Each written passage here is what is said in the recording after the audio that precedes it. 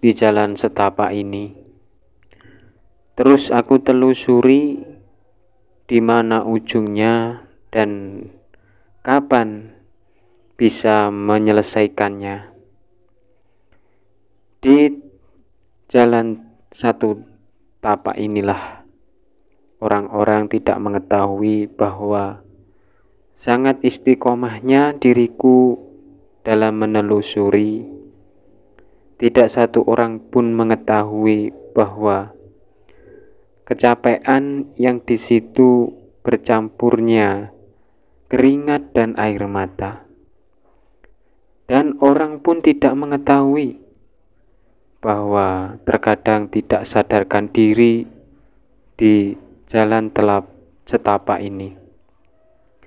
Tidak tahu juga kapan bisa berakhir, karena semuanya itu tidak akan bisa berakhir jika tidak merubah nasibnya. Jalan setapak inilah yang menjadi saksi bisu dalam mencari keberhasilan dalam dunia ini. Assalamualaikum teman-teman, apa kabar semuanya? Mudah-mudahan diberikan kesehatan dan juga kelancaran dalam masalah apapun. Dan juga saya doakan rezekinya lancar dalam hari ini ataupun dalam kesempatan ini. Saya menengahkan judul yaitu cerita jalan setapak. Bagaimana cerita di balik semua itu? Mari kita simak baik-baik. Jadi ceritanya begini. Jalan setapak itu adalah istiqomahnya dalam berjalan sampai limitnya. Kalau dibilang sampai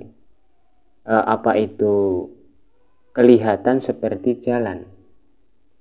Jalan yang di situ setiap pagi, setiap siang pulang, pagi juga datang, terus dengan istiqomahnya sampai membekas dalam jalan satu tapak itu.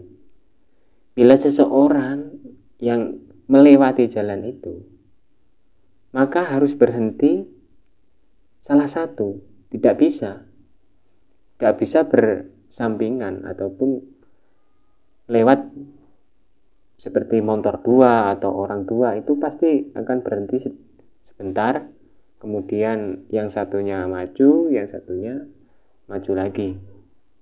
Kalau berbarengan juga tidak bisa karena hanya satu tapak. Dan di situ jalan satu tapak yang berada di kebun atau bisa dibilang di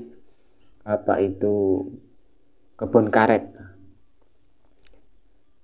Setiap hari pun orang-orang pasti melewati jalan itu karena satu-satunya akses jalan alternatif di kebunnya ataupun tetangga kebun. Ini merupakan cerita yang bisa dibilang cerita bukan khayalan tapi nyata. Kenapa kok saya bilang itu adalah saksi bisu? Karena ya setiap hari hanya itu dan bertemu itu. Memang kalau bisa dibilang jenuh, ya tetap jenuh.